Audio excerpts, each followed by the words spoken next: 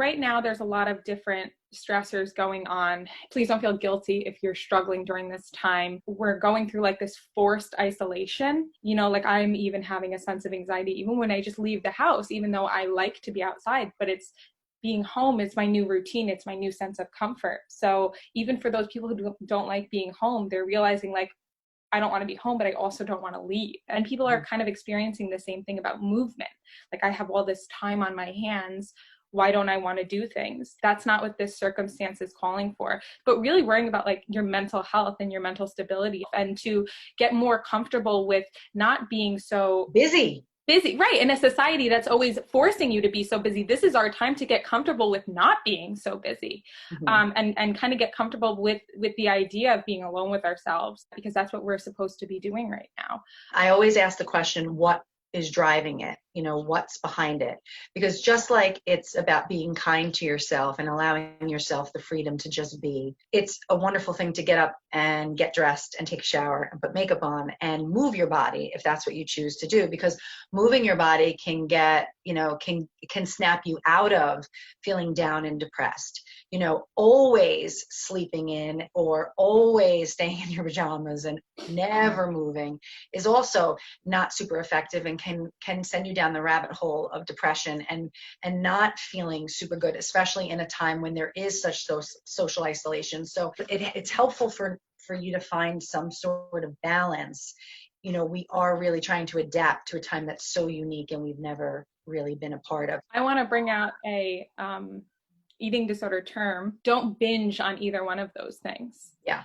Because if you find yourself, you know, getting up, getting dressed, doing your makeup, moving, and not feeling like anything that you're doing is good enough, not feeling like you're filling the time enough, that's dangerous and that's a red flag. And that's really, you're kind of blocking out any kind of real self-care. Even if you say, oh, I am doing this for my self-care, it might be too much for you to maintain, and you can crash from that. So I think there really needs to be a balance. If you hear that little voice in your head saying, I need to do more, I need to do more, I need to do more, then I think what you need to do is actually sit down and kind of feel that anxiety of sitting and relaxing, and overcome that anxiety. And same thing goes the opposite way. Yeah. If you find yourself waking up, having a hard time getting in the shower, having a hard time getting dressed, start with something slow. Go just take a walk around the block. The restrictiveness of our social lives and just the inaccessibility to food and not being able to go to the gym, not being able to move quite as often, that right now is a breeding ground for eating disorder thoughts. And that really coupled with social media being a major outlet for most people to feel some sense of human connection, that's also flooded with messages about weight gain and fitness and diet culture messages, the COVID 30 and COVID 15, that is totally triggering to people in eating disorder recovery. You know, during stressful times, this is an incredibly stressful time, and we are in a consistent hypervigilant state of like not knowing what's going to happen and uncertainty. And it is a physiological response to put on some weight during times like this, like it's our body's natural reaction. So it's okay. Like our bodies are, when we listen to our bodies naturally conform to what they're supposed to do. And it's kind of beautiful if you think about it, that our bodies react in such a way to keep us healthy. We stop listening to our bodies as toddlers when we as parents enforce different rules, and that's just based on, you know, what we grow up in and a lot of what food labeling and the diet culture messages. Yes. But, you know, when you really listen to your body and your hungers, you know, your body will adapt. And if you just trust your body, things are always going to balance out the way that they're supposed to. You shouldn't be forcing anything. And you absolutely should not be condemning your body or your appetite for what it needs right now.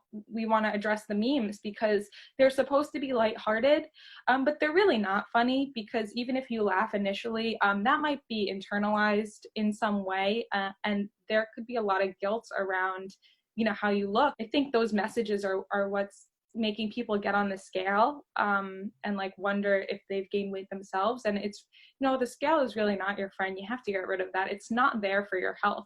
And all that happens when you step on there is a sense of like impending doom almost. I think the only person that knows that number is my doctor, and they don't tell me it. And that's how it really should be for everybody. I don't get on the scale at the doctor's office either.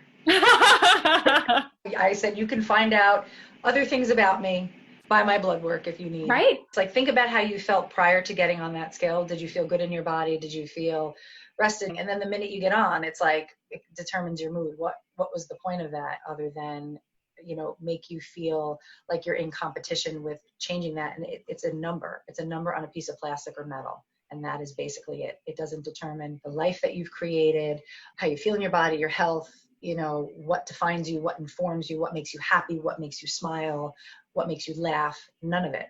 And just as easily, all those things that make you who you are, it takes all that away in one moment. Mm. That's how much power we give it. So remove the scale.